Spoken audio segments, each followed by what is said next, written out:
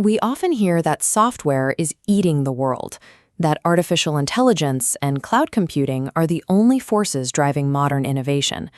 But every line of code requires a physical place to run. Without GPUs, microcontrollers, and the circuitry connecting them, the digital world simply stops existing. This split shows the gap between the public hype and the hardware reality. While the world focuses on sleek AI nodes and autonomous cars, the actual work happens in the silicon wafers, the complex PCB schematics, and the low-level code required to make them functional. Electronics engineers are the professionals responsible for building this bridge between raw physical materials and digital intelligence. This creates a significant dilemma for anyone entering the field. Electronics engineering offers a position of extreme leverage in the tech industry, but it demands that you master both the laws of physics and the logic of software. In software, you can iterate and patch errors in minutes. In hardware, an error in your circuit design can mean scrapping a physical prototype and waiting weeks for a replacement. It is a slower, far more unforgiving environment. Deciding if you are suited for this path requires looking past the technology itself and evaluating your own tolerance for that specific, high-stakes learning curve. To understand where you fit, we first have to separate electronics from the broader world of electrical engineering. Electrical engineering is the discipline of moving energy. It handles power plants, the national grid, and high-voltage transmission. It is a field defined by infrastructure and stability. The trade-off is that you are generally removed from the development of consumer electronics and AI systems. Electronics engineering, however, is the discipline of moving information. It manages the low-power signals that represent binary data, the zeros and ones of the modern world.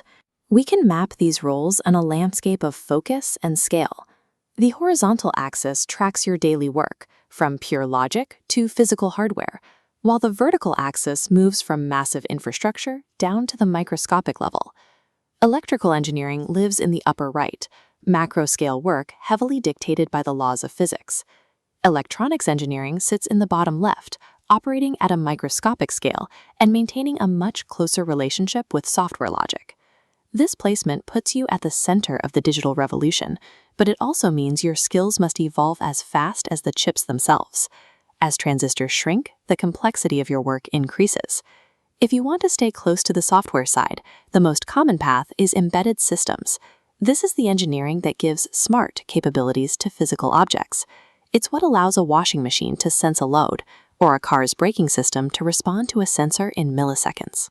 This path requires you to live in the low-level world, writing in C and C++ while managing the internal architecture of microcontrollers.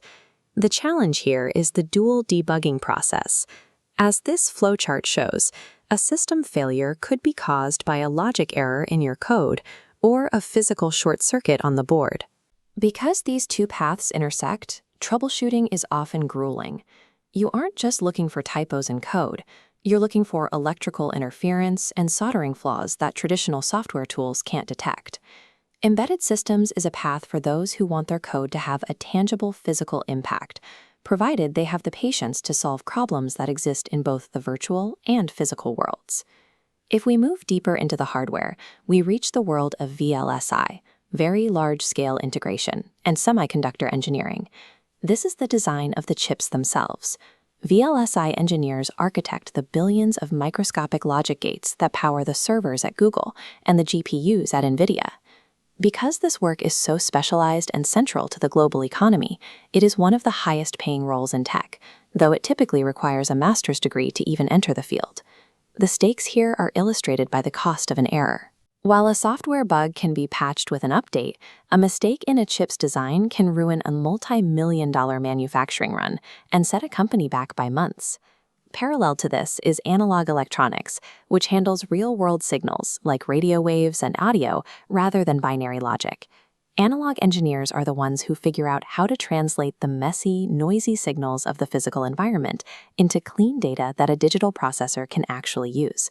This requires advanced mathematics to manage unpredictable factors like heat and electromagnetic interference, making it much more complex than working with pure digital logic. These elite paths are reserved for those who prioritize methodical perfection.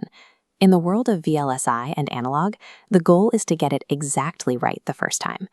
Modern electronics engineering is the process of architecting the high-speed communication networks and advanced silicon chips that define our digital landscape. To find your place in this world, follow this decision tree. It starts with the fundamental question: what kind of problems do you actually want to spend your day solving? If you are drawn to designing physical chips or integrating hardware and software, you are likely a systems thinker. This means you find it more satisfying to understand the entire pipeline, how a voltage change becomes a logic gate, and how that logic gate becomes a software instruction. For the systems thinker, the current AI boom offers incredible job security. The industry is desperate for people who can bridge the gap between abstract algorithms and physical hardware. However, if you find yourself veering toward the building software apps branch, you are likely a rapid prototyper. If you prefer to move fast, see results instantly, and avoid the complexities of physics and signal noise, you will likely be much happier in pure software engineering. Hardware is incredibly difficult, precisely because it is anchored in the physical world. But that difficulty is exactly what makes it such a defensible and irreplaceable skill set in today's economy.